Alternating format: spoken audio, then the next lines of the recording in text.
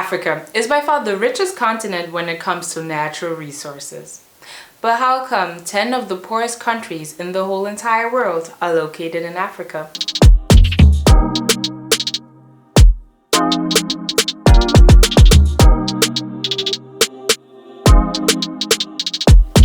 Hello kings and queens and welcome back. My name is Fatima, aka African Diva, and I'm here to provide you with knowledge about Africa, or basically anything that has to do with black folks. Sounds good to you? Well then you know what to do, my smart friend. Press this button plus bell so you can be notified anytime I post. Thank you very much. In order to understand the present, we often gotta take a look back into the past. African countries used to be rich and powerful up until the 14th century. There were many kingdoms, and Africa was also home to the richest person of all time in history. You better check out this video up there. But now we will take a closer look on how Africa lost its wealth over time and why it is still in poverty.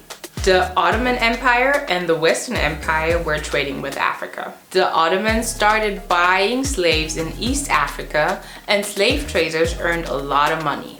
With Europe, things first started out a bit different. At first, when the Europeans traded with the Africans, it was not about humans, but rather about actual goods. For example, they traded salt in exchange for ivory and gold.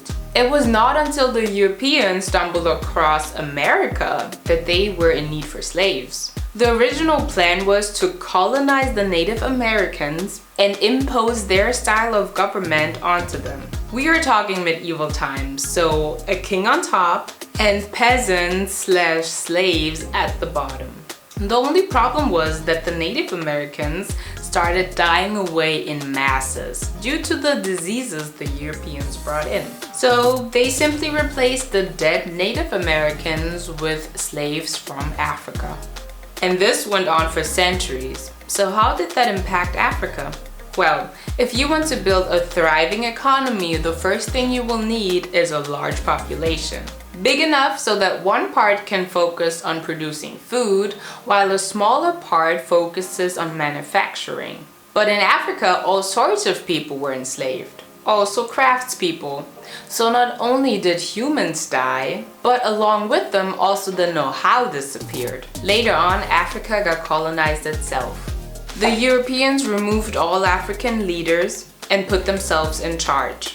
That led to Africa losing vital skills in terms of governing themselves. On top of that, Africans were no longer allowed to run their own businesses. So by 1970, when almost all African countries regained independence and finally were free again, the continent still had lost at least over 12.5 million people due to the Atlantic slave trade, and many more that showed resistance and were fighting for freedom also lost their lives in the process, which resulted in a nation that largely got wiped out, and the people that survived were not skilled enough to compete with the European and Asian market that also had a head start of centuries to improve their skills. Corruption also has been slowing down Africa's process in developing.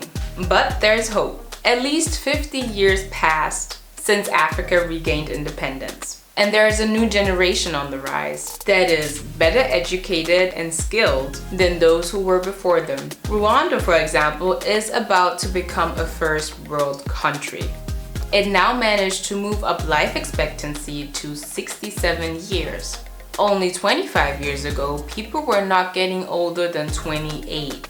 But more facts on Rwanda in next week's video, so definitely stay tuned! Alright kings and queens, that was it for today. Thank you so much for watching and listening through. Don't forget to leave a comment, like, share, and subscribe. That way my message can reach more people. And other than that, I'm happy to see you next Thursday.